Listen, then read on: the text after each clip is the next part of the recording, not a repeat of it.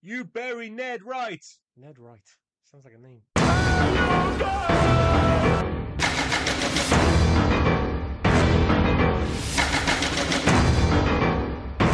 People actually know about this film. I think we need to tell people about this film. I'm Rob, that's Liam. Welcome to Hey Guys Podcast, and this week we watched Unforgiven. Clint Eastwood's bleak, mud-soaked, myth-shattering western that feels like the final word on the genre he helped define. This isn't the gunslinger fantasy of the 60s, this is the hangover, the reckoning, the moment the cowboy myth collapses under the weight of age, regret, and the violence that built it. Eastwood plays William Money, like a man hollowed out by his past, trying desperately to live a quiet life he doesn't believe he deserves. Gene Hackman is terrifying as Little Bill, a sheriff who thinks cruelty is the same thing as justice. Morgan Freeman brings warmth and sorrow as Ned Logan, the last piece of Money's humanity, and Richard Harris strolls in like a peacock who wandered into a slaughterhouse. This film is shot with a painter's eye, bleak skies, cold rain, dim lamplight, and landscapes that feel like they're judging everyone who walks across them. It's a western where every gunshot is ugly, every death is slow, and every character is drowning in the consequences of their choices. This isn't a story about heroes, it's a story about men who've done terrible things, trying and failing to outrun who they really are. It's brutal, it's quiet, it's masterful, and turns out I was very wrong about this film. Like, very wrong about this film.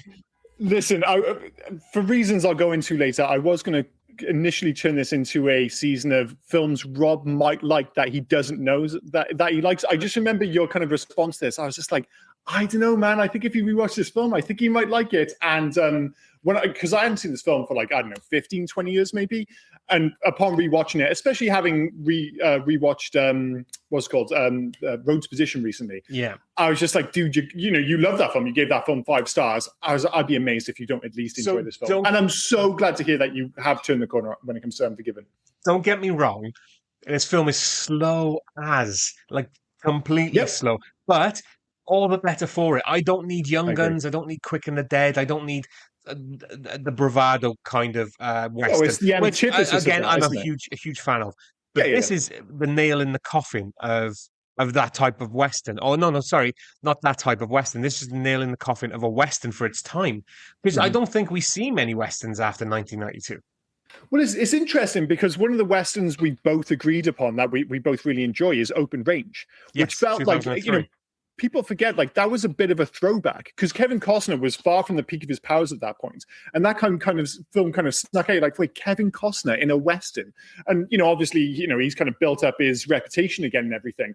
But that film kind of snuck out. And I think everyone was just like, wait, a Western's kind of back. They weren't because that movie didn't do huge business. No. And every so often, you'll always get a Western which will sneak back in. They'll be like, oh, should we try Westerns again? See if this will kick off. And it hasn't really happened. And part of it is because, and Clint obviously saw it coming. He was just like, listen, we're going to kind of, turn the genre upside down ostensibly with this film. And as you say, put a full stop on it to a certain extent. The writing was already on the wall in 1992, let alone 2026. Yeah. But when you go back to this film, and it's just like, you've already kind of mentioned some of these points in your fantastic intro, but it's like this film very purposefully shares similarities with, say, Homer's Iliad in terms of themes, motifs, and legend building.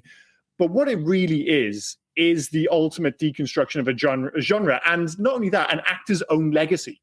Like the closest any kind of director or actors got to this is maybe something like The Fabelmans with Steven Spielberg. But that's completely celebratory. That's the other end of the spectrum in terms of somebody having a level of success where they can revisit both the genre and their own success within it in basically in their own movie.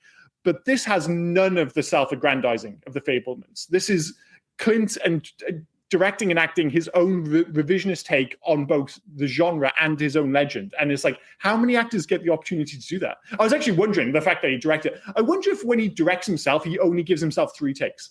Because that's the famous thing with Clint Eastwood, isn't it? It's like he just does 2 or 3 takes, that's good enough. The complete opposite of Stanley Kubrick. Oh yeah, I just want to get to the fucking golf course. I wonder if he's just as strict on himself. He's just like, that's fine. Let's get to it. I gotta think he's a one and done man. Clint. I love that, yeah. Especially like in a Western. I've known it. I've done it all before. Look, I'll grit my teeth. I'll say my line. We'll move on. If you Squint need, your eyes. yeah, Morgan Freeman. If you need 3 takes, Schofield Kid, James Wolver. If you need 3 takes, fine. I'm a one and done man. And if you're in my take, you're a one and done man too. You I'm can sorry. just imagine you're in a take with fucking Clint Eastwood and Gene Hackman, and they just go, that's a take. That's a take. And are you going to be the guy who steps in and goes, "Oh, do you think we can do one more?" Would you fucking be like, "Yeah, sure, whatever you say, Clint, whatever you say, Gene." I can't imagine two kind of larger than life characters, maybe I know, in like cinema history, than Gene Hackman and Clint Eastwood. It's so not good as well, like with Gene Hackman in this, because he's the sheriff. He's come to sort out what's happened. Why did Quick Mike go off on the mother from Crow? Like, why did he slash her face? And look, I totally forgot she was the mother from The Crow. Yeah, it took me ages. I kept going, "Who the fuck is that?" And then all of a sudden, yeah, it's the mother from The Crow. It's Dara. That's Delilah, yeah, in this film, yeah. Delilah, yeah. Anna credited as Anna Thompson, but I think she's changed a different name now. She's remarried. Yeah. I've got it down as Anna Thompson as well, yeah. Little Bill rocks up, and it's like, okay, he's the law. And yes, he's the law, but fucking hell, you don't want to mess with this law. And God forbid you fucking talk about his carpentry skills. Jesus Christ. Again, we talked about it similarly, because there are certain similarities with a movie like Road to Perdition in terms of its somber tone and its kind of, the way it's reflecting on the past and on the genre, all these things. And one of the things you mentioned upon revisiting that movie is that you get in a quality and a caliber of actor who can sell you on the character and their history with like almost like a look. I know that sounds like I'm overblowing it, but it really feels like that sometimes. Like the moment they're on screen, you're like, I know exactly who this character is. And Gene Hackman has that because he does so much heavy lifting with the nuance of his performance. Like you don't get a huge backstory, but straight away you're just like, he wants to be charming. He wants to give off the air of somebody with decency, of a level of control within the town of Big Whiskey. But he's also clearly massively insecure, a huge bully, and like everyone else in this movie, other than maybe William Muncie, a complete blowhard. You said the right thing then, the right word being bully. Like he wants to be a gentleman. There's no Ordinance 14. There's no arms allowed in this town. That's great. We're gonna do the law, and not do the law. We're gonna uphold the law to the best of our abilities. We're gonna do the law, man. We're gonna uphold the law to the best of our abilities. But the second I see a weakness in you, I'm gonna bully the fuck up. Look, all right. There's some backstory with English Bob. I get it. And English Bob turns out he's not the gentleman he perceives to be. Nobody is in this film. No, nobody is, no. And yet, I still think maybe Little Bill went a bit overboard. Yeah, I think he did. But that's one of the brilliant aspects of this film is that everyone who claims to be a killer or even claims to be who they are is like this like romanticized version of a gunslinger. Turns out to either be basically a coward, a self-promoting liar, a bully, or basically a complete fraud. Like William's the only true example of that, and he doesn't want to be that because he knows what it entails. Like everyone else is like selling a story on what their character is, whereas William Money is actually the real fucking deal, and he's the one person who's just like, listen, I'm not that person, because he knows, like, he's lived that life and he knows how fucking horrible it is, and he's the only person. The great thing is everyone else believes they're bullshit. The kid, what's his name? Oh, Jesus Christ, James Wolver is the Schofield Kid. The Schofield Kid, yeah. English Bob, Little Bill, they all clearly believe their own hype and their own bullshit. Whereas William Money throughout keeps saying, like, he delivers the line like wonderfully in a wonderfully rote fashion. Oh, I'm not that man anymore. The wife, she's made me a better man. And you can see in his delivery, he doesn't believe, like, he knows it's not true. He knows he is one whiskey away from just fucking murdering again. Yeah, but he's thinking if he projects that outwardly, then like everyone else will believe it, and maybe he'll start to believe it. It's funny as well. Like we joke about time all the time in regards to this person was this age and I'm that age now, blah, blah, blah. But how 10 years can make your skills drop dramatically. Now, I wouldn't say, again, this is not the I can shoot a hole through a coin kind of gunslinger movie. No. But he couldn't even hit a tin can after 10 years. I love that sequence, by the way. I love the idea as well that in this film, like, his spinach is basically whiskey. Yeah. It's like if he starts drinking, suddenly he has that confidence back, he gets his aim back. And when he's not drunk, and maybe it's because he knows he needs that meanness. Maybe he needs to kind of remove that connection to obviously his wife, his kids. Whiskey does that, and that turns him into the kind of like killer. Like even at the end, he says like when he has that, that you finally get the big showdown. It's just he goes, I was always lucky when it came to killing people. I was never. There's never any talk of him being the best shot. It was just him being a mean bastard who was good at killing people, basically. Yeah. On the other hand, as well, you had Ned, who was meant to be a crack shot, and then he struggled with his kill as well. Like he couldn't kill, so he wrongfully was executed, and it's fucking uncalled for. But what I will take away from this film is I've always said I can pay Morgan Freeman to narrate me going to sleep. The movie needs him so much. What I didn't know. Oh, sorry. What I didn't know I needed from this film is Morgan Freeman talking about having a wank.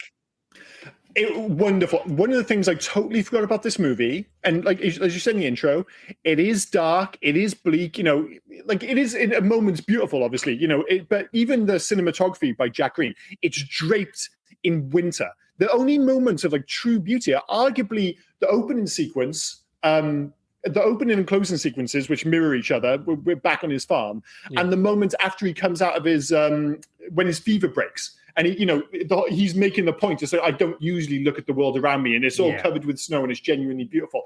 It is. The rest of the film is beautiful in some way, but there is definitely a harshness to it all. But God, I've got away from my point here. But no, sorry, I'm going to get there now.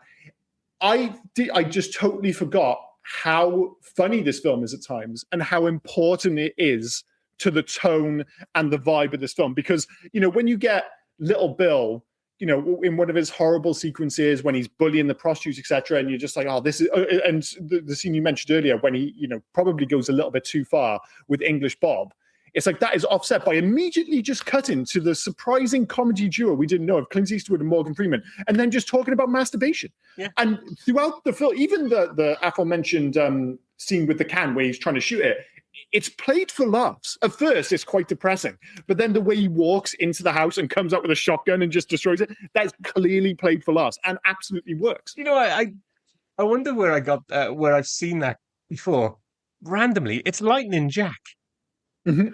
Lightning Jack, they had Cuba Gooding Jr. who couldn't hit the can. Lightning Jack gives him the shotgun, and he takes the can, he obliterates it.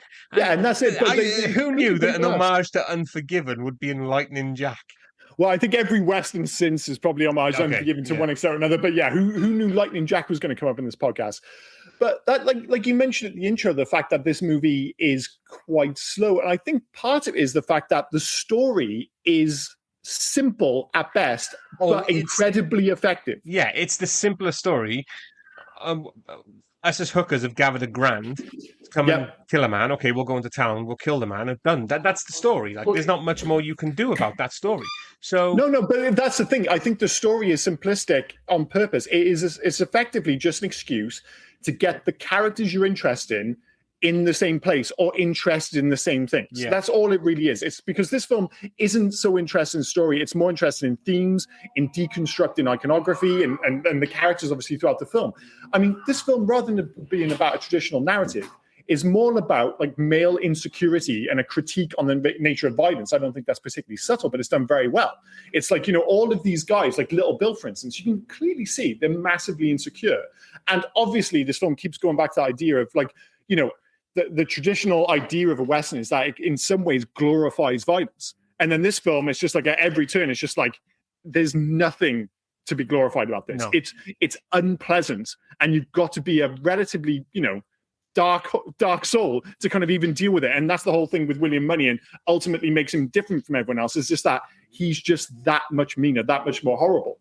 The sheriff, Little Bill, and his deputies as well, honestly felt to me like your typical 80s bully jocks from high school. Yeah. Like he's the big bad. Everyone else is following him because they're scared of him. They don't want to be on his wrong side. So 100%. Yeah, you could see it in like John Piper Ferguson, so I don't have who he played in here, but he was one of the One of the gang.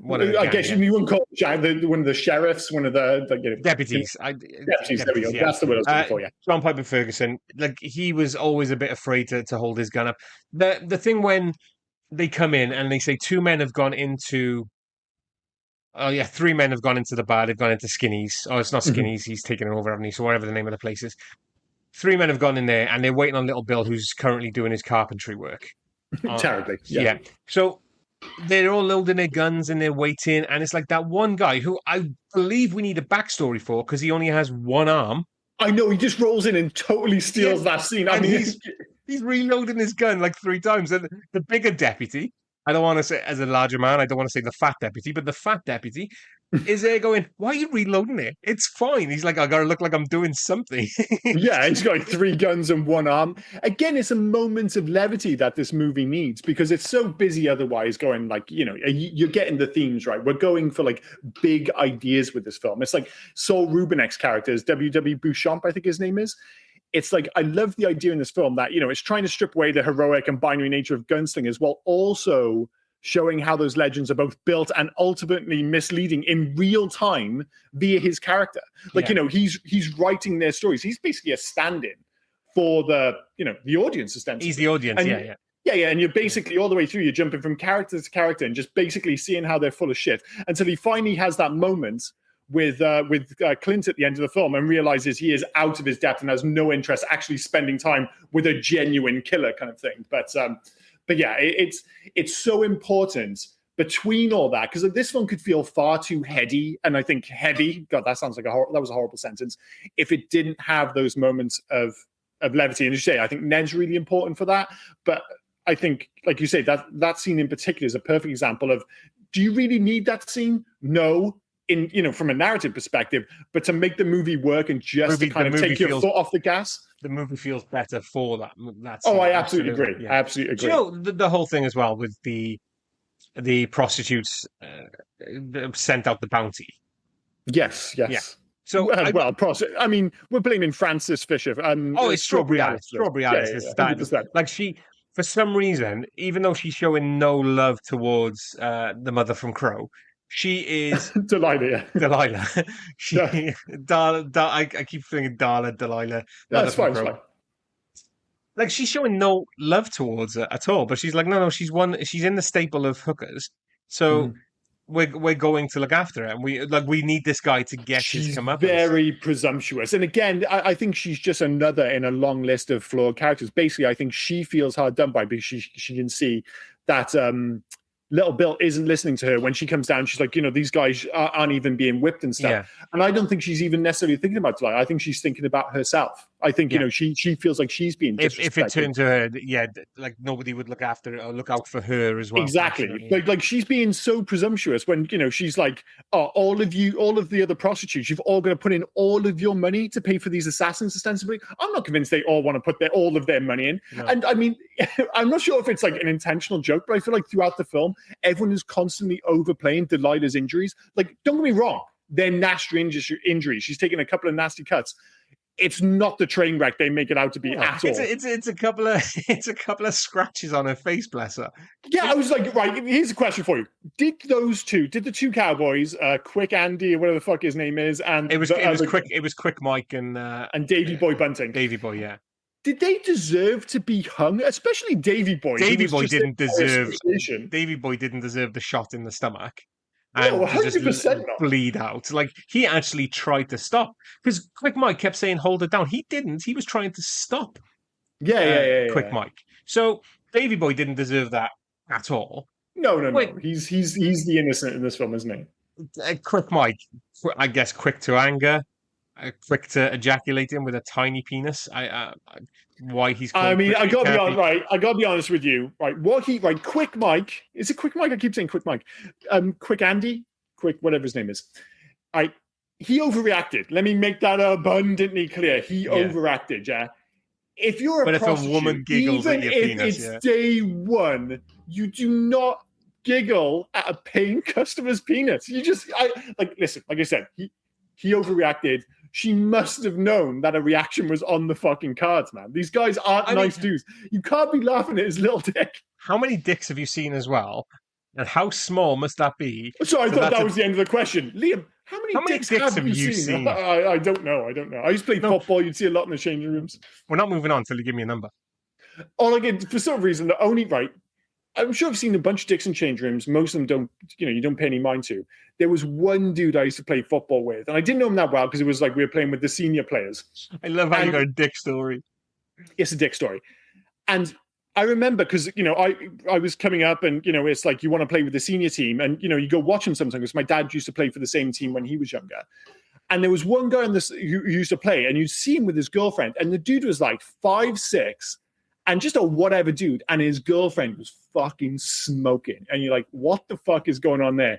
And then I finally got to play with the senior team. And of course, when you play with the senior team, you go into the change rooms after the game with this and you're like, I get that's how you've got that girlfriend. You're a motherfucking tripod. How insane. Maybe he's rich too, but he was, Jesus Christ, to do that. It made it so much more dramatic, the fact that he was short. I was like, my God, this is like a biological abnormality. This is insane. So anyway, that was my dick. That's right. But as a prostitute, yes, you've seen quite a few dicks. Again, not you as a prostitute. I'm going with theoretical prostitute. Yeah. I'm going with the mum from Crow. You've seen quite a few dicks. How tiny must this be on the pantheon of dicks she's seen for it to let out a giggle? Like, this thing has to be micro, I'm guessing. And the other thing I was thinking when we talk, because this entire film is based on hookers and things like that, which is another one of like the unique elements of this film. Usually, you have like it'll be some kind of innocent or God-fearing person who sends a gunslinger out on a mission. This is kind of revenge-obsessed prostitutes, because of course it is, because it's Unforgiven. You see a lot of like the Western films with the cat houses and things like that. And when I think then watching anything that was set in 1800s in England and things as well, because we had in Britain all the prostitute houses and things like that as well. How are we suffering a population problem? Because half of the men's dicks must have fallen off. Because there's no safe sex or anything like that. They're just all fucking with warts and all sorts. I have no idea how that would have worked back then. But I guess these certain prostitutes are willing to roll the dice. I assume that wasn't their first vocation of choice. Well, so, as they say, it is the oldest profession. It is the old profession of mankind. But speaking of dicks, how old was William Money, Clint Eastwood's character, when he had kids? So his wife, it says she was 29 when she died. So she would have been 32 if she was still alive in the timeline of the film. His eldest kid must have been like, say, 10. So that means he got with her, like she wouldn't have been any older than 23. He was 62 when he made this film. So again, if you say like he got with her when they had the kid, he would have been 52. He was 30 years her senior and fucking, nailing the target in his 50s. I'm like, fair play to you, Clint. Fair play to you, buddy. I don't think the boy was meant to be 10 unless she got pregnant before they got married. Because he hasn't done any, what the fuck are they called? Outlawish stuff for 10 years. Outlawish stuff. He hasn't done any outlawish stuff. He says 11 years at one point. Okay, 11 years. Yeah. Because he got with her. Yeah. So they've only been together that means 11 years. She's been dead, what did you say, 3 years? 3 years. So she was 29 when she died, and she would have been 18 when they got together. No, she would have been 32 at the time of the film, and he was saying 11 years. So even though she died when she was 29, she died 3 years previous. So she would have been 32. So 11 years earlier, she would have been 21. Okay, well, the original 1976 script actually described Money as 35 to 40 years old. But again, he's not fucking that. He's 61, intentionally making the character older, more haunted, and physically diminished. Which totally worked. Yeah, he could have done this movie. I think the script was kind of rolling around in the 80s. It's actually going around in the 70s. I think Francis Ford Coppola was attached at one point, but couldn't get the financing. A widely referenced breakdown of the film's timeline states that Money is 56, implying a birth year of 1824.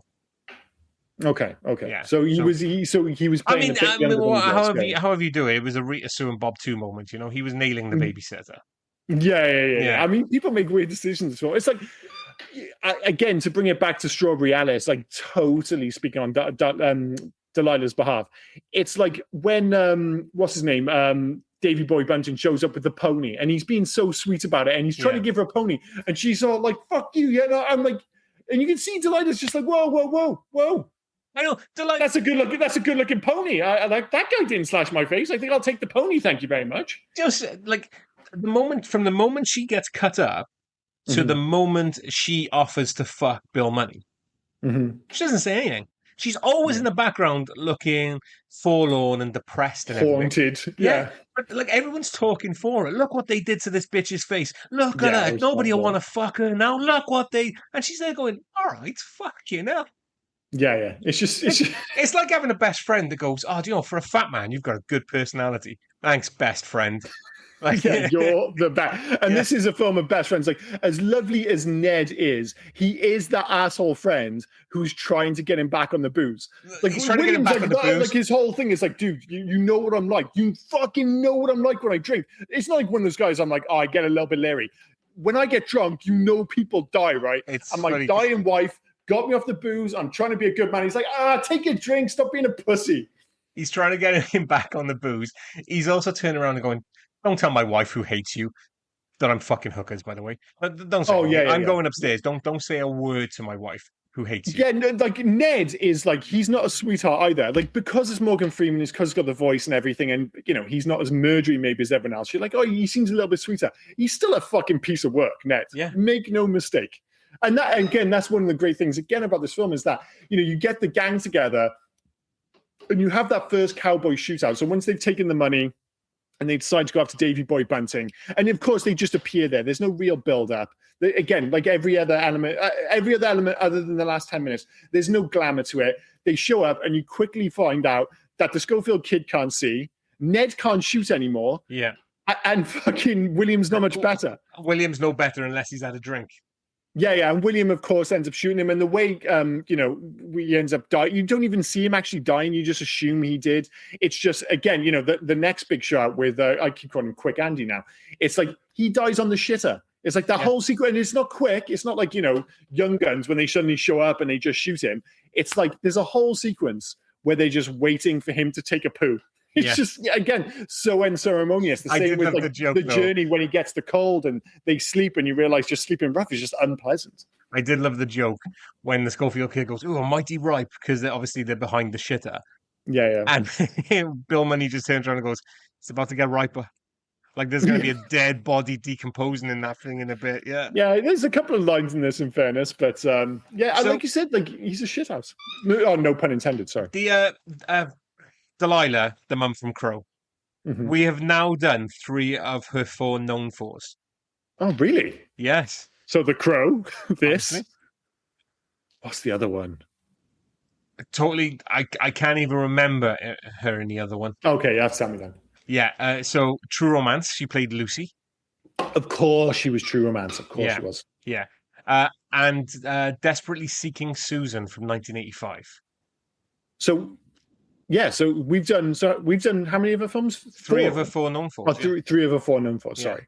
I don't think we're going to be doing Desperately Seeking Susan. I mean, probably it's not a bad film. That's I don't the think Madonna one, it's isn't it? Is that Madonna? Yeah. I think it is. That's what I thought it was anyway. Oh yeah, Madonna, Rosanna Arquette, and Aidan Quinn. But the man from Crow. Speaking of, you know, obviously she's good in this film, but you know, this film is dominated by 5 or 6 performances, and one of them, in fairness, is for his limited time screen, is Richard Harris as English Bob. He has another one of those fantastic intros. I love the pheasant shooting sequence. I love the fact that they always give you these little nods at these guys, because of course he speaks eloquently, he seems quite charming, but then you quickly realize he's telling the same story to everyone, another blowhard. And the fact that he just kills Chinamen. He just kills fucking Chinamen. It's like, that seems to be his thing. Just like, I love nothing more than killing Chinese men. It's like, well, how very fucking charming of you. It's ironic as well, because he reminds me of Ace from The Quick and the Dead. Yeah. Ace comes into town, tells everybody. We're going to do The Quick and the... It feels like The Quick and the Dead shows up on like every other podcast we do. We have to do that too. Ace comes in, tells everybody how he's a badass killer, he's the best, blah, blah, blah. And Gene Hackman calls him out as well. And he goes, no. Everything you said that you did, the people you said you killed, I killed. So that's the second film where Gene Hackman's going, some guys walking into town saying they did the dirty, when actually it was me. Yeah, I love the fact that sequence as well is basically, it's similar to like Rashomon. You know, it's like, he's basically telling the writer, oh, he's lying. But then you also don't know if Little Bill is a reliable narrator. Like basically everyone in this film is an unreliable narrator, and including William, but only because he's actively lying. Like he knows, like, you know, everyone else is basically telling their own bullshit. But one of the things with English Bob as well, he actually has maybe my favorite line in the whole film. I just love it as a saying. I don't think I've ever heard it before or since. Shit and fried eggs. When he gets caught by Bill and the gang, he just, oh, shit and fried eggs. Like I don't know why. It's, you know, like as soon as you hear it, you're just like, that should just be part of my everyday vernacular. Why don't I say shit and fried eggs when I run into trouble? Why is everybody lying to them as well, saying I'm unarmed? Like you're not going to get checked. Yeah. It seems ridiculous. The same thing over and over again. It's like, guys, it's just going to happen. Bill came in a bit strong with Bill Money. Sorry, Little Bill came in a bit strong with Bill Money as well. Going, didn't you read the sign? Yeah. I know Bill Money's coughing his guts up and he doesn't want to talk, but he could have turned around and went, "It's raining like fuck out of there. I didn't stop to read a sign. I do apologize. Here's my gun. We'll figure out another way because the other two are still upstairs. We'll figure out another way to kill these guys. It's fine." But yeah, he's in no mood for it. But I think that's, and again, you know, obviously you get the kind of other side of this, you know, the other side of the coin, as I said, for the last 10 minutes of the film. But at this point, you're building up towards, you know, this showdown between Little Bill and, you know, even if their paths at that point haven't really crossed in any meaningful way, but you know they're like the big actors on screen in many respects. Like, oh, there's going to be a scene between Gene Hackman and Clint Eastwood. And when you get that, you know, that first showdown, finally, it's so incredibly refrained and uncinematic. If anything, it's quite pitiful in many respects. It's like he doesn't want to give up his gun. He's caught a fever. Again, they don't make any big fuss about it. And that's the thing with this film. It's like when Ned decides he's not going to shoot anymore, he just says, just like, I'm not doing this anymore. I'm going to go home. That's it. No big explanation. No song and dance. I'm just done. When William gets a fever in another film, it'd be this big build-up, but they're just riding on their horses in the rain, and because he's old and it's cold and wet, he just gets a fever. That's it. They were hinting as well, if he would have taken the whiskey, it might have helped his immune system a bit. But he's like, no, I ain't touching no whiskey. And that's the thing, you know, on the one hand, of course, you want him to, well, and it's one of the interesting elements of this film is that, you know, we're being almost encouraged to root for a truly unlikable man. And they don't, you know, they're not subtle about it. They tell you he killed women, he killed kids, he was cruel to animals. He's an unpleasant man. But at the same time, you can see why his wife maybe fell in love with him and saw the other side of him, because it's Clint Eastwood. And even though he's an old crotchety bastard, he still has that charm, doesn't he, on screen? He still carries that so well. But there's that other part of your brain just goes, at some point he's going to take a drink and things are going to go fucking off. And of course, when they do, it's kind of awesome. Speaking of like your brain thinking and stuff like that as well, I don't know if I needed a flogging. I don't know if I'm watching this film and I needed 5 or 6 white men around the black man and just giving him a flogging. Not too sure I needed that.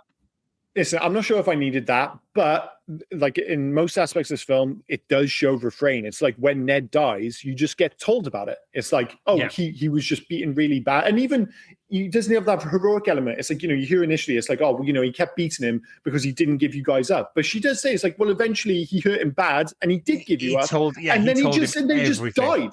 Told him everything. Told him your name. Told him where you're from. Told him where you're like fucking. Exactly. If he knew your eye color, he'd know that now as well. Like and that's the thing. Like, and you know, that's not belittling the character of Ned. It's like he obviously went in with good intentions. He didn't want to give up his guys, but eventually he got hurt badly enough, and obviously Little Bill was willing to push it far enough that eventually he's like, okay, I'll tell you. And then, like you say, he just died. And one of my favorite sequences in the film is when the prostitute, I can't remember which one it is telling William that Ned is dead. Oh, when she comes up to pay him. The way he just starts drinking. Again, another film, there would be like a musical accompaniment. There would be like a note. The camera would have like a certain focus. There's none of that. It is just, he's talking to her and he just starts drinking. Yeah. And the film doesn't tell you. You just know. You're just, okay, it's about to go off. And it's like I said, it's not until the last 10 minutes that it embraces the iconography of the genre. It waits until the very last hurdle. You could see it in the kid's eyes as well. Because he's like, I'm done killing. I've told all these lies, you know. I killed the man close up. I could see the man. It's not for me. Yeah. It's not for me. But you could also see it when Bill turns around to him and goes, "Give me your gun." And he's like, you can have it because I don't need it. But it's also kind of thing like, I can't say no to this guy because this guy will fucking murder me on the side of the road at the moment. So we can just see that turn kind of thing. You know, it's like he's gone from this guy where they had that element of doubt. It's like, is he really this guy he was meant to be kind of thing? But then as soon as he takes a drink, there's a change in his nature. It's just like, all right, I am not going to get in the way of this guy. no. But then, once it does go to that final showdown with Bill, it's almost accidental. Like little Bill probably didn't mean to kill Ned, and he didn't know that would have that effect on William Muncie. Like it's all was by chance. It's like, you know, when he's dying at the end, he says, you know, I wasn't supposed to die like this. I don't deserve it. I was building a house. And he's like, deserve has nothing to do with it. It's just, you know, basically like the tagline to this could be, to a certain extent, shit happens. Again, as well, subverting the Western genre a little bit as well. Mm-hmm. Usually, in that case, when you go into the saloon, everyone's pulling out their guns.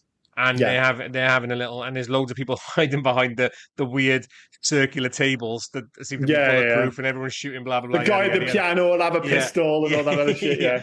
But this is like 4 or 5 guys pulled their guns out, and then those same 4 or 5 guys, after Bill says, "If nobody wants to die, leave now," left.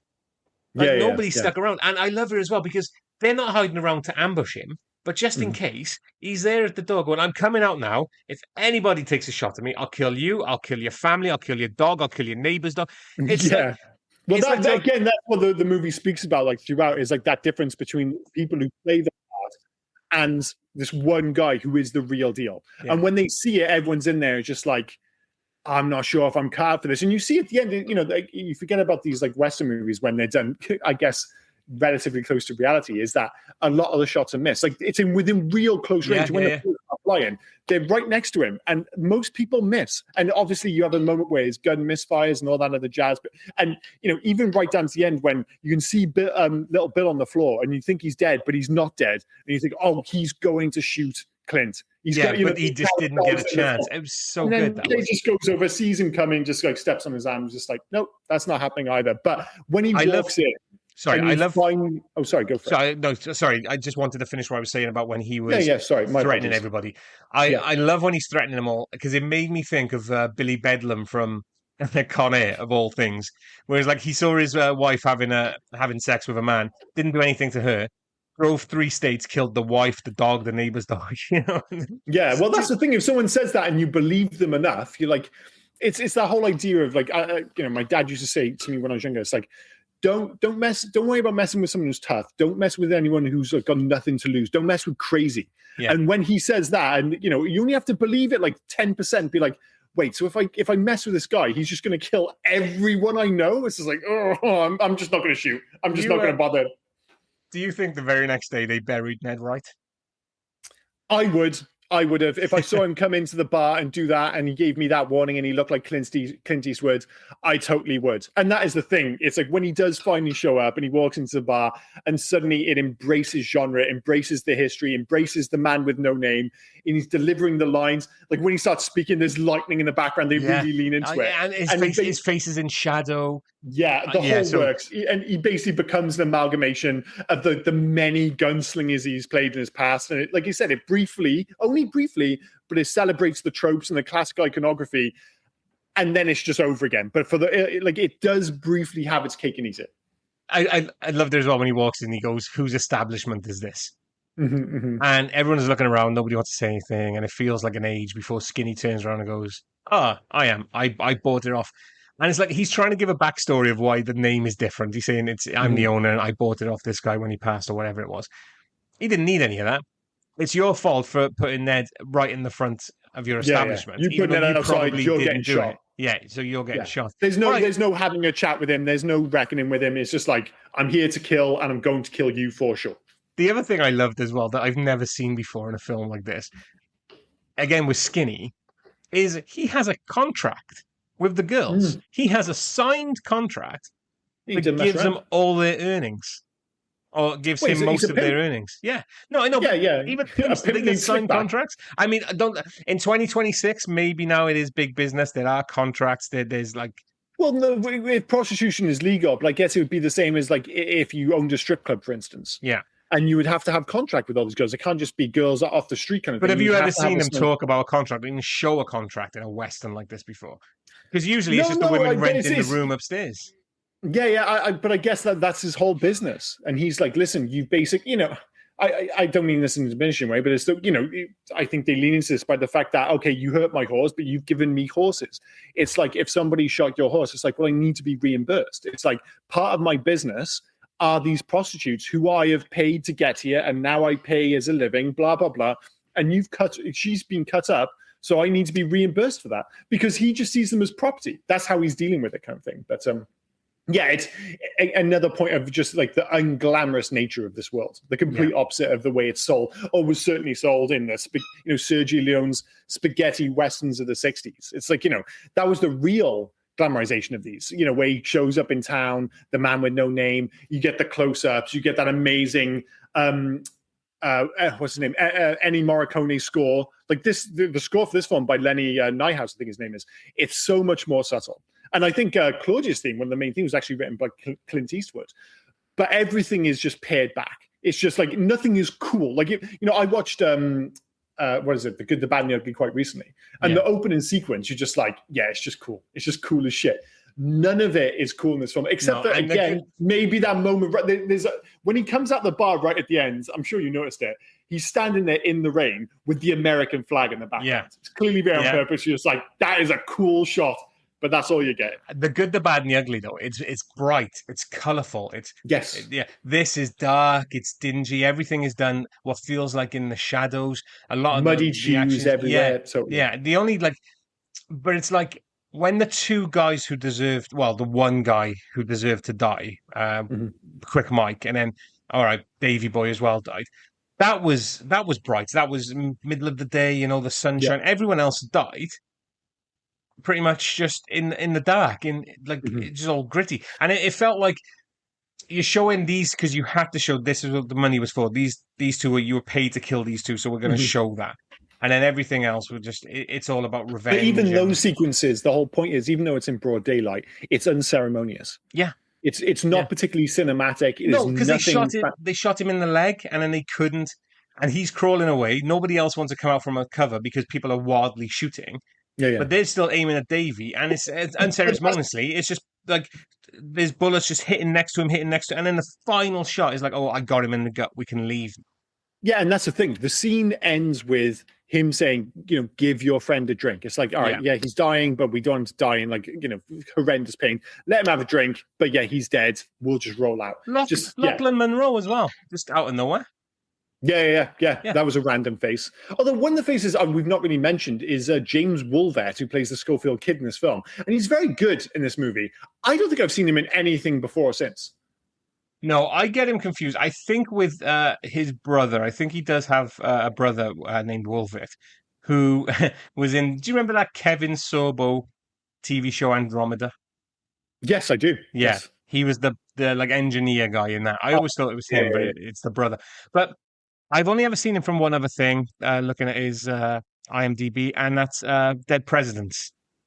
Oh, yeah, I've seen Dead Presidents. That's a really good film. One particularly harrowing sequence in that film. Yeah. But, very good film. But, I couldn't remember him from that, and I can't remember seeing anything since. But, he, a lot of this film, he is on screen with Clint Eastwood and Morgan Freeman, and I think he holds his own.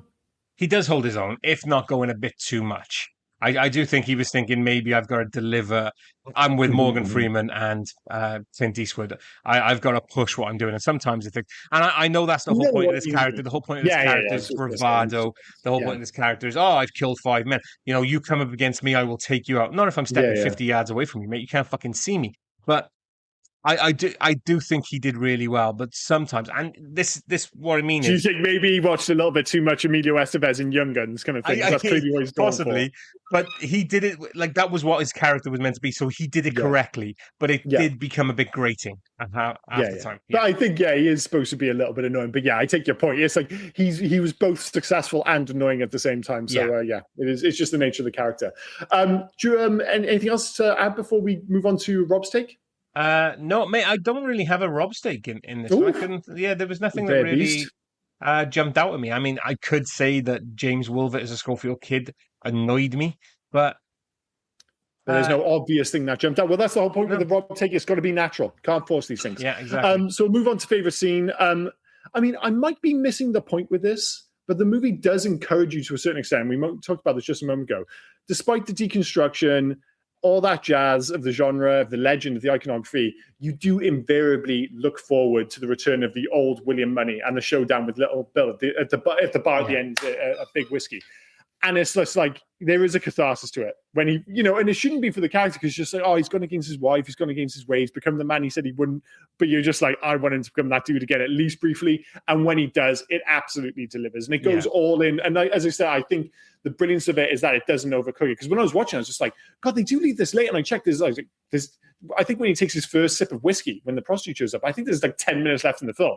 And that's for him to get to town and everything that happens afterwards. I was just like, oh yeah, they're not messing around here. And when it does show up and when that does happen, I think it absolutely delivers. And I think cinematically the film allows itself to show off a little bit. Because, let's be clear, Clint Eastwood isn't the showiest director at the best of times. But as we mentioned with the cinematography, everything else, it's pared back, it's simplistic, it's, dour to a certain extent. Whereas that is the moment where he's just like, all right, let's just get a little bit flashy here. And it totally works. I mean, it's rightly so. It is rightly the saloon showdown.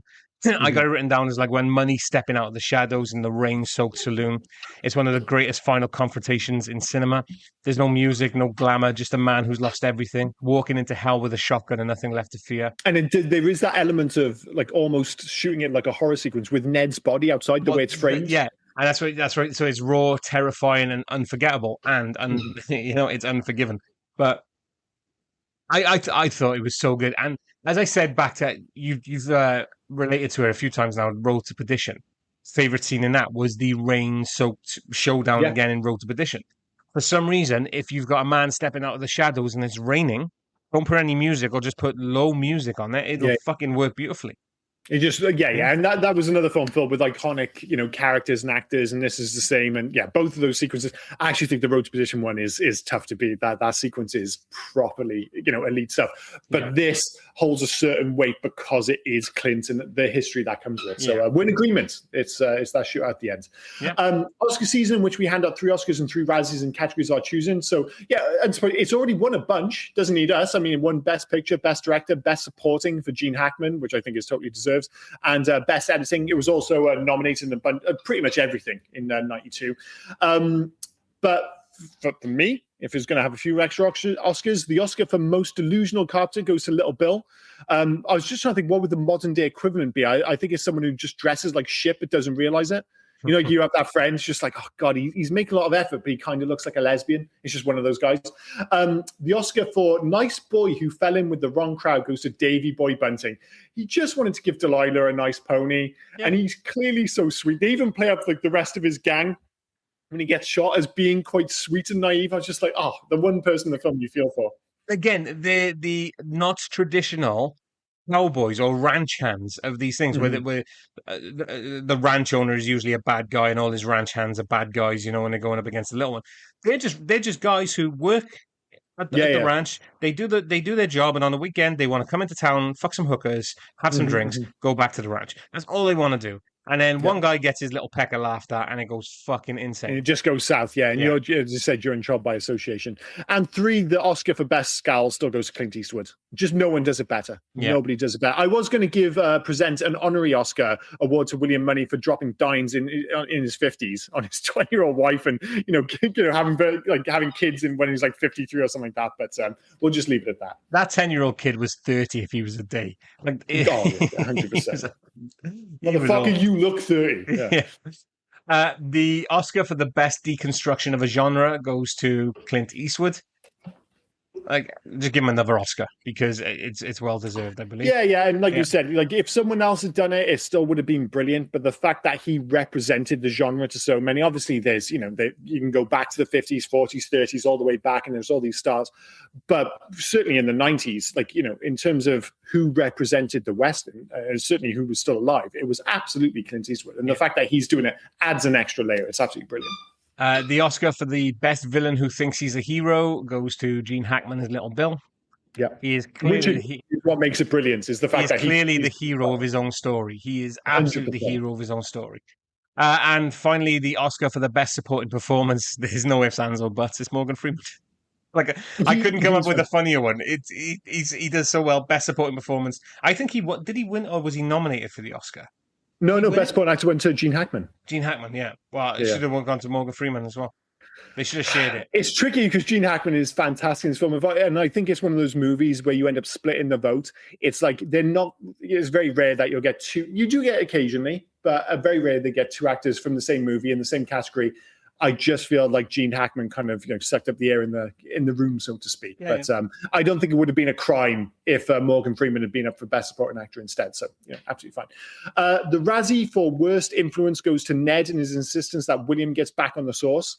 As I said, we all love Ned. We like him, but he's a shitbag. He is an absolute shitbag. He's just more of a kind of everyday shit, like a relatable shitbag. Everyone else is like they're a murdering asshole. Whereas this is the guy who like cheats on his wife, tries to get you on the booze even though you're trying to get off it. He's like your mate Dave, basically. Oh, sure. I didn't mean to say Dave. I was going to trying to pick a random man's name and then I totally forget that our friend is called Dave and he seems like the kind of person who might actually do that. So my apologies, Dave. We are 50 minutes in. I am telling him to listen 50 minutes into that now. Dave, you just got called out. That was my error. He's Bradley Cooper from The Hangover. As soon as the wife and kids are in the rearview mirror, he is snorting cocaine, he is drinking, he is on that ass, he is doing everything. He's on that ass. Yeah, he is on that ass.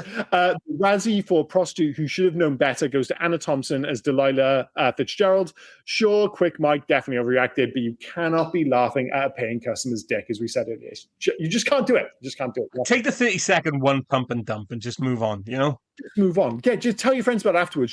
Just keep the laugh to yourself. Yeah. The Razzie for insisting everyone chips in their life savings to pay assassins to kill cowboys goes to Frances Fisher as Strawberry Alice. Sorry, this does feel like I'm picking on the prostitutes, but as I said, the cuts are overplayed. It's a personal vendetta on her part, and she's just basically robbed everyone of their, their very hard-earned cash. So not cool.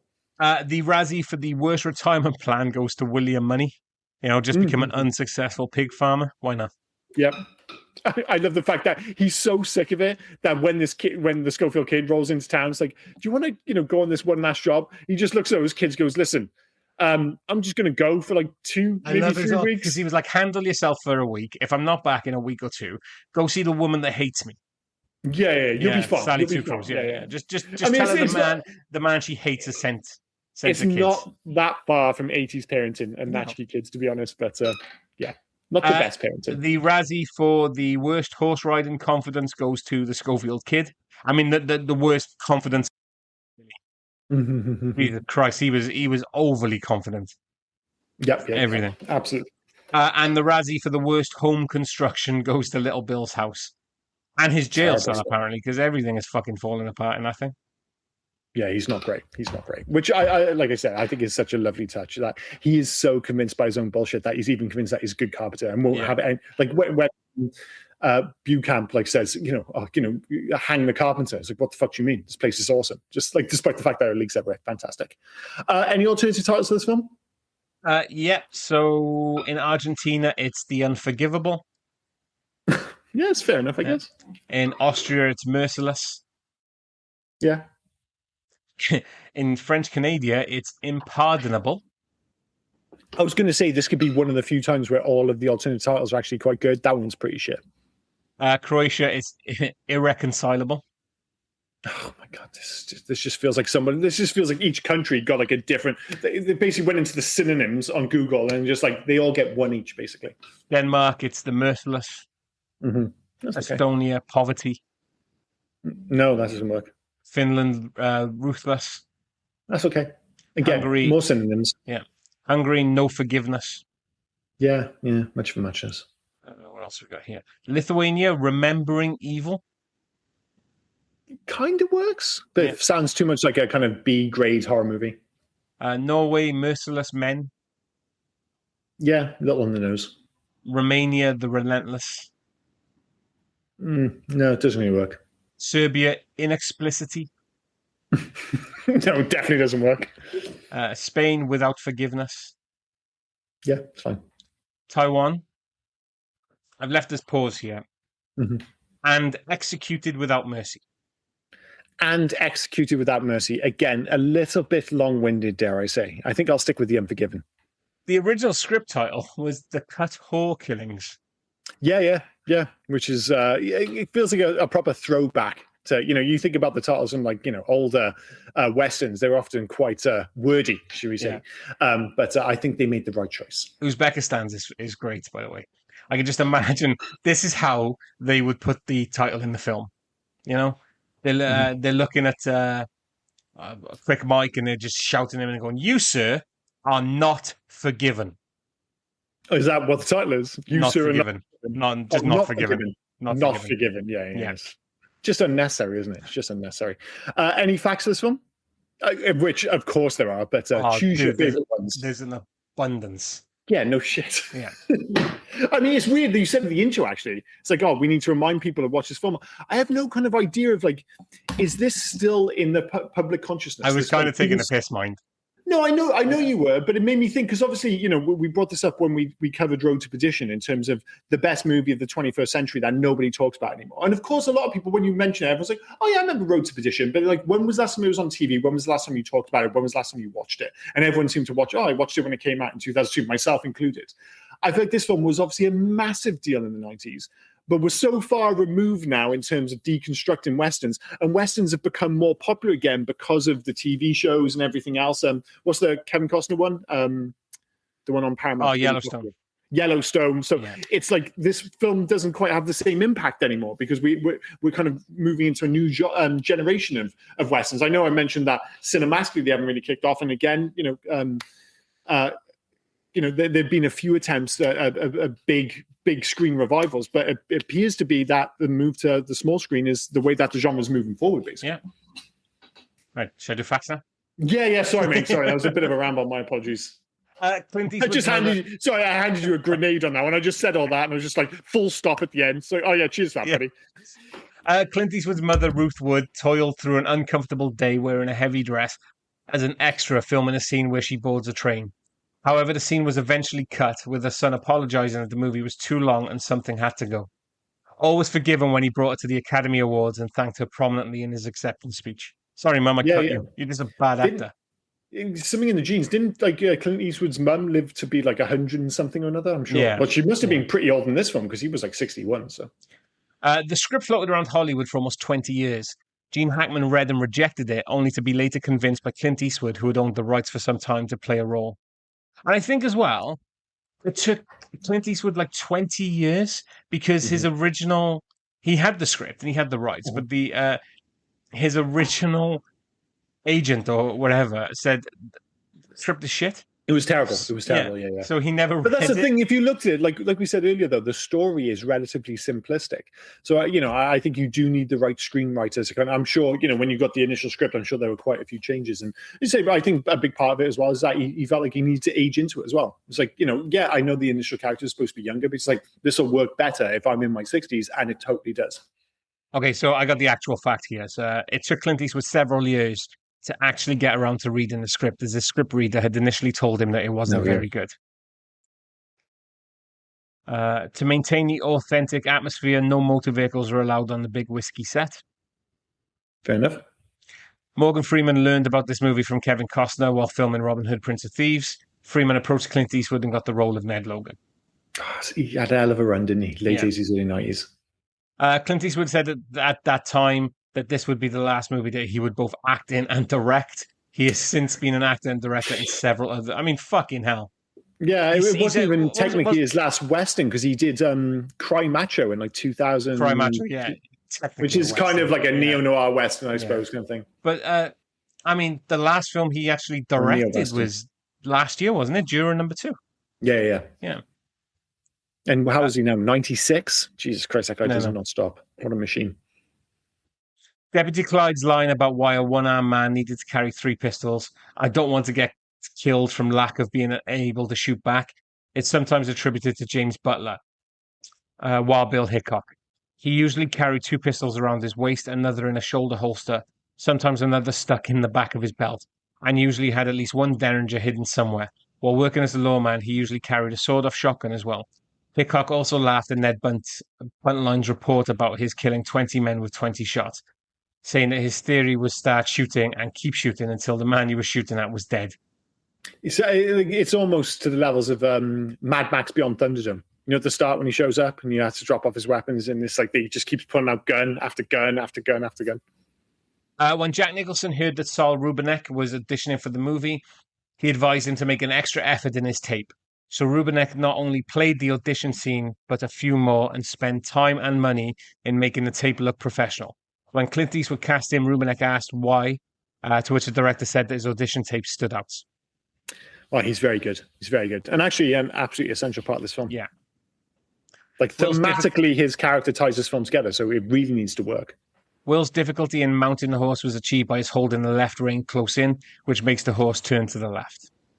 Oh, well, it's very convincing. Yeah. Right, there's fucking numbers. Hang on. Let's see what else we got. The final shootout between Money and the town's lawmen goes exactly like how Little Bill describes gunfighting to W.W. Beauchamp. Little Bill and his deputies fire half a dozen shots, but they all hurry or panic and miss. Money, on the other hand, keeps his cool and hits with every shot he takes. Yeah, it's very cool, isn't it? According to the script, the Schofield kid drowned himself out of guilt. What a way! Nice. I feel guilty. I'm going to hold my head underwater. Yeah. Of all the ways to kill yourself, to drown yourself. Jesus Christ, pretty dark. The Schofield kid has named himself after his Schofield model gun and brags about having killed 5 men with it, which turns out to be a lie. However, his pistol does indeed kill 5 men after all. The kid kills the cowboy himself, and William Money shoots the 4 deputies with it. That's pretty cool. Yeah. That is pretty cool. And that's it. Well, we'll end it there. Fair play. Hug to Future remake sequel, Let It Die, Leave Well Alone.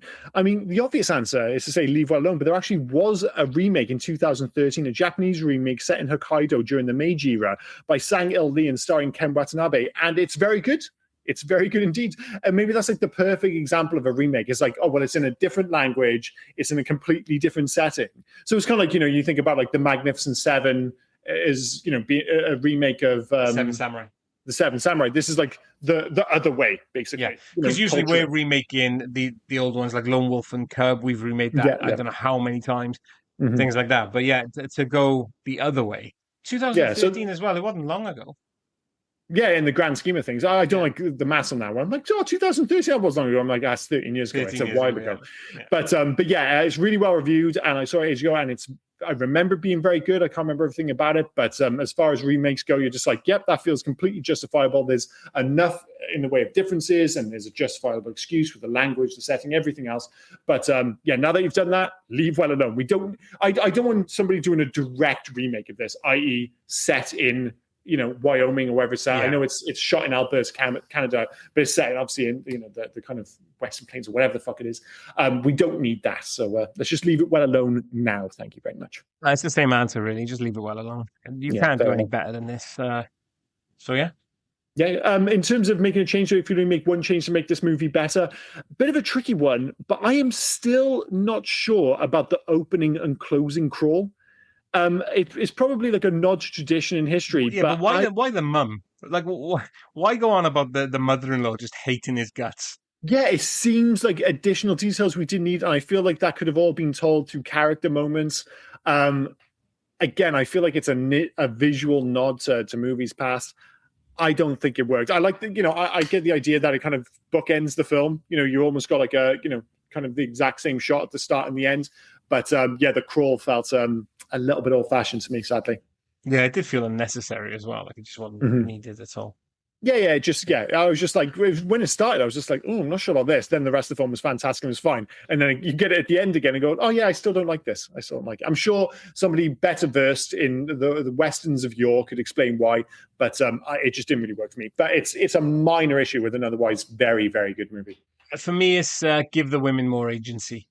Films inciting incident is powerful, but the women of Big Whiskey fade into the background once the plot gets moving. Giving them more presence, more voice, more influence, more perspective would deepen the emotional stakes and sharpen the moral conflict. Aren't you the modern man? But yes, you are correct. That probably is the correct answer. Look, we know the answer for the next section. Just move on.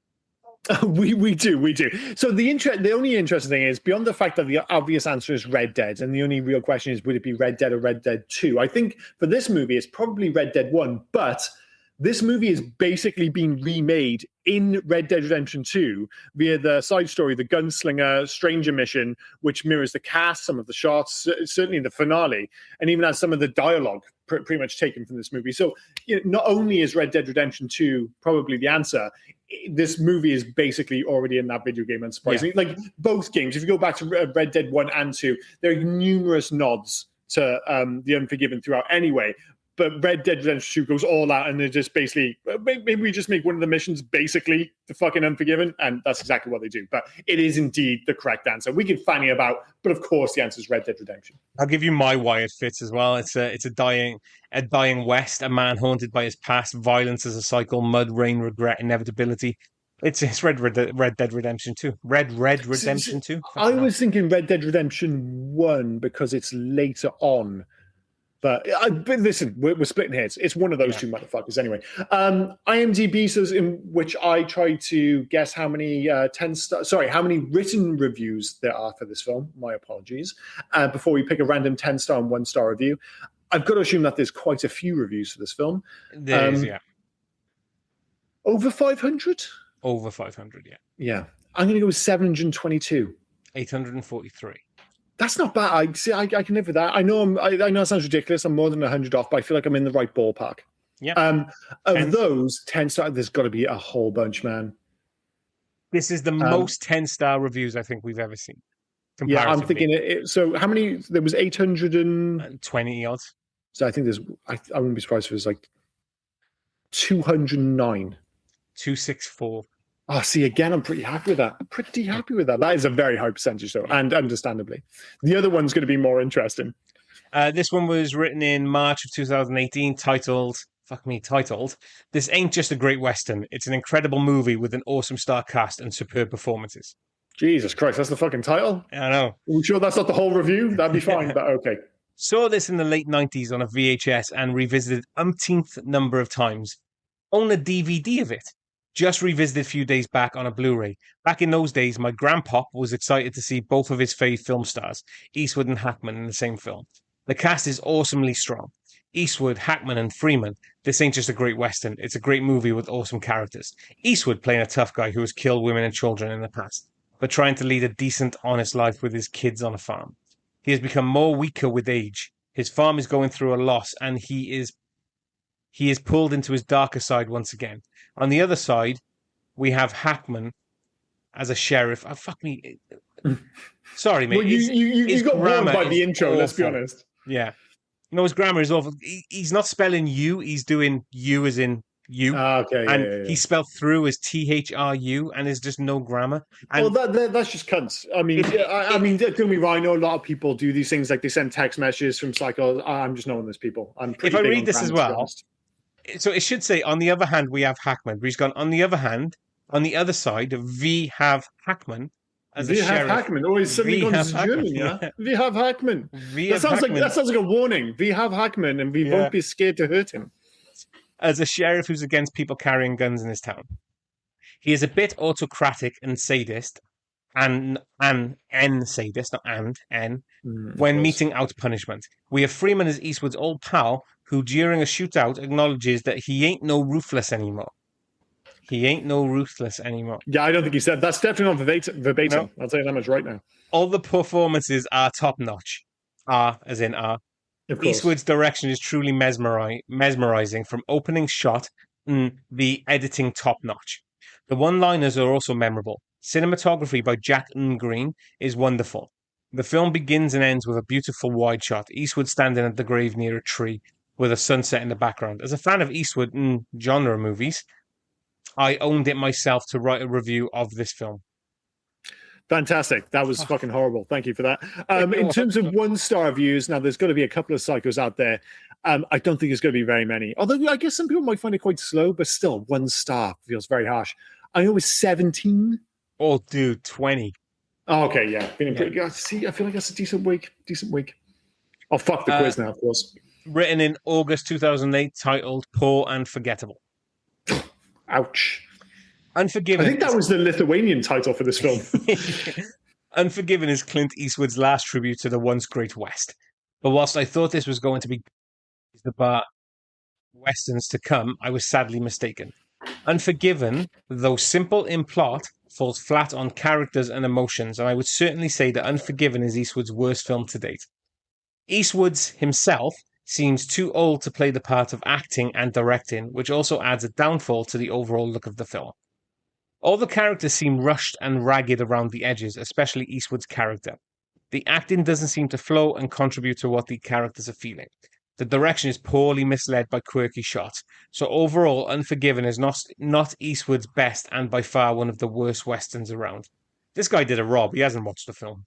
He hasn't watched the film. He's just guessing it. He's watched the trailer and decided he didn't like it, or he's just having a bad day. His girlfriend dumped him. A prostitute told him his dick was small. Somebody laughed at his dick.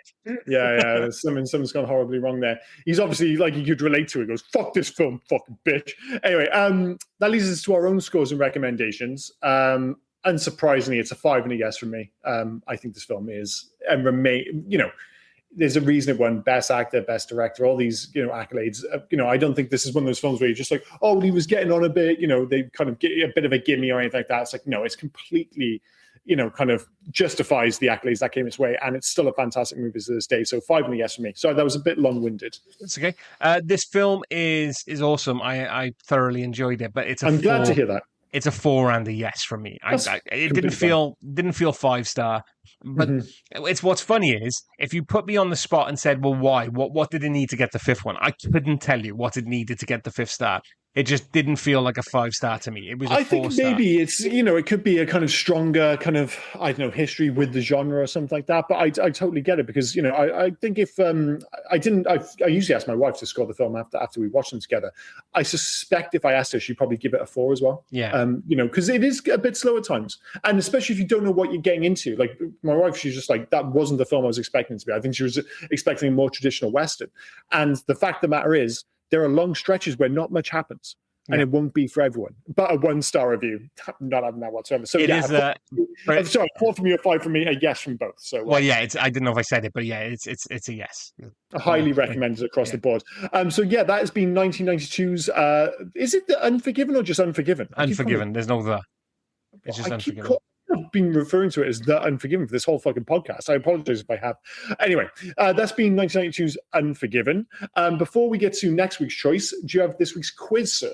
I do have 3 poor man's toes for you, if we want to go ahead. Famous poor man's toes. Yep. Okay, so your clue is a legendary gunslinger faces off against a ruthless outlaw whilst a renegade cop infiltrates a violent biker gang with zero regard for procedure. Is the second one we've done on this podcast? We've done them both on this podcast. Okay, so fuck. The second one.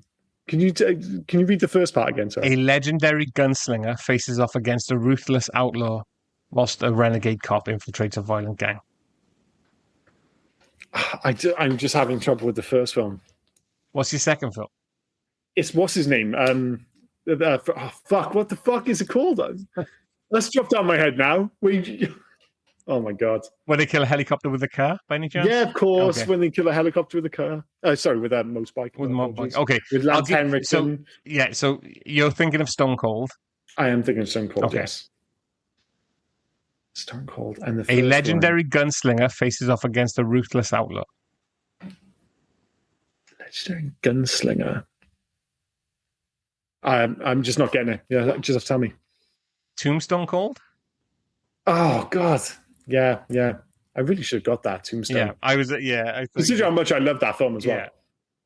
I was thinking as well. I was like, is this a Western? But I was like, no, I just suddenly couldn't think of another Western we'd done. So I thought maybe it'd be like another. I was thinking like Cobra or something ridiculous like that. But anyway, totally shut the bed on that. So this is another Western. So I don't know why I went 2 Westerns, but we digress.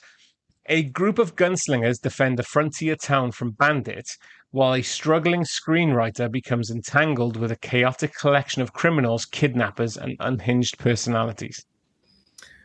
So the first one's Magnificent. Yes.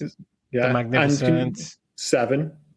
A struggling screenwriter becomes entangled with a chaotic collection of criminals, kidnappers, and unhinged personalities. A struggling screenwriter. I'm not getting the second one. Do you want to? Yeah, just tell me. Yeah. The Magnificent 7 Psychopaths. Oh, that's a good shout. That is a good shout. Yeah. No, I don't think I would have got that one, even with a few hints. This one, that film, I liked it, but I was expecting to love it. I was expecting more. Yeah, I was Yeah, expecting more. I liked it just fine, but it was one of those films I went in with sky high expectations, especially considering his previous film. And I was like, and the cast and everything else, I'm like, this just feels like an absolute home run. And then I watched it, I was just like, it was fine. It just felt like less than the sum of its parts, happy. This one, when I wrote it, I took a bow right away. Okay, all right, go for it.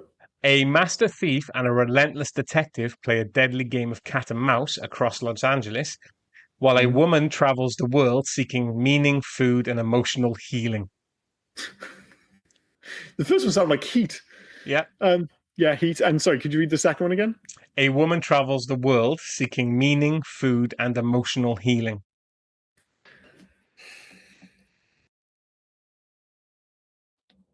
Woman travels the world. I'm not sure what the second one is. Sorry, man. Eat, Pray, Love.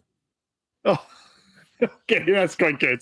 Yeah, it's quite good. That is a tricky one. Yeah. I mean, I've got like half of three. I didn't get one right, which is an absolute shocker. But I got them all almost right, maybe. Yeah, I don't know. That's a poor week for me. I took a bow with Eat, Pray, Love. I thought. Yeah, that is pretty good. I was never getting that, but that is pretty good in fairness. So that was 1992's Unforgiven. Next week is my choice. And Rob, I did have something lined up. I was going to do like an unofficial season of movies that I think you might like more than you thought you did. Just follow up on Unforgiven. But one of our listeners has left us a voicemail and a very timely suggestion. So rather than speak on his behalf, we've got the recording. So have at it. Yeah, I'll pull that up now. Hi, guys. This is Mark Lambert from Roanoke, Virginia, in the United States. I love your show, but I'm not seeing a flick I'd like to suggest. You guys should definitely do an episode devoted to Invaders from Mars from 1986. It's a quintessential 80s schlock directed by the great Tobe Hooper and starring Karen Black, Timothy Bottoms, James Karen, Bud Cort, and Louise Fletcher. I hadn't seen it in years and just rewatched it. It's an absolutely incredibly astounding watch. The acting is bad, the script is terrible, and yet it's a perfect time capsule of the mid-'80s and all of the truly terrible B-level flicks I saw as a kid. Hope to see this one on the list soon. Thanks so much, and keep going. Bye. Invaders from Mars. Wow. I mean that is on my list, so I'm looking forward to it. And the random thing, why it's on my list, is because it's got the guy from Jack Frost in it. So when we did Jack Frost, and only I noticed you would say that. Only you would have someone like a movie on your list because it has the star of Jack fucking Frost on it. That's absolutely insane. He was good in Jack. He was the only good thing about Jack Frost, in fairness. So that makes sense. I'll give you that. Yeah. Obviously, and first and foremost, thanks for listening, and of course, and thank you for the great suggestion. It's been on the list for absolutely ages. It's a movie that I actually didn't watch growing up. I spotted it randomly on Amazon Prime. I think it was like a year ago, and I was like, "Dude, we have to cover this." I'm amazed. Like, I didn't even know it was a thing. I knew the original from the '60s, but I didn't know the remake. And it's made by Tobe Hooper. This is like legit stuff. Yeah, absolutely, and it's given me the Blob vibes. Absolutely giving me Blob vibes. So. That is really now what I'm most excited about. Like after you suggest we covered the Blob maybe a year ago or something like that. Yeah. What an absolutely fantastic movie, and like the perfect example of a remake, especially from like an old 50s, 60s B movies. I just can't think of a better example of bringing up to quote unquote modern standards that is an 80s movie. I'm hoping this comes close to that. I'm not expecting to exceed the Blob because the Blob genuinely is something close to a kind of B movie masterpiece. But if it gets anywhere near that, I'll be more than happy. I mean, Mark does go on to say, obviously, as we hear that it's incredibly bad acting. The script is terrible, but I mean, you know me, I'm a fan of these kind of things, so I'm really looking forward to it. I do think the Tobe Hooper thing, and we've covered a few of his movies on this podcast, that does give me a bit of hope, and it can have, because of the nature of what it's kind of, what it's remaking, basically, it can have bad dialogue and a bad script and still be a good film. I'm hoping for that rather than just being outright bad, but we'll find out next week. So yeah, a great choice. As I said, did have a different option, but this has been pushed to the top of the list now. So anyone else thinking about sending in any voicemails, give it a shot. Any suggestions you have, just let us know, man. Yeah, please feel free. We've had that set up now, so I'm pretty sure you can leave us a voicemail or a mail via your podcast app of choice. So just click the button next to it and just go ahead. Thank you, Mark, for that. We do now look forward, but we will blame you if we both have a bad time. Oh yeah. If the film's shit, we're blaming Mark. So you know that's on him. He's put himself at risk. But he's got a show on the podcast. So swings and roundabouts, I suppose. But like jokes aside, I am genuinely looking forward to this movie. So yeah. Great job. Cool. Anything else to add before we wrap this up? We also had another email from a listener, Damon Revelet, who's emailed in before. It's titled Chicago Accent. And he goes on to say, hey guys, you were discussing the Chicago accent and what it sounds like. A good example is Dennis Farina. Another would be Jamie Gertz in the show Still Standing. I haven't thought about Still Standing in ages, with Mark Addy, who played her love interest. Or her husband, sorry, high school sweetheart. He does go on to say, I think it's dying out, the Chicago accent. Oh, but kind regards, Damon. Yeah, I just don't think anyone in the UK could pick out a Chicago accent. So no, I know Dennis Farina. I know how he speaks, but all I can think about is Dennis Farina speaking in around a bunch of Cockneys in Snatch. Yeah. I still couldn't. I'd have to really listen into them specifically, or just go onto YouTube and just say Chicago accent. Just let me know it. But off the top of my head, I have just no idea what it is. But anyway, I've been Liam. He's been Rob, and you've been listening to Hey Guys podcast. Cheers, guys.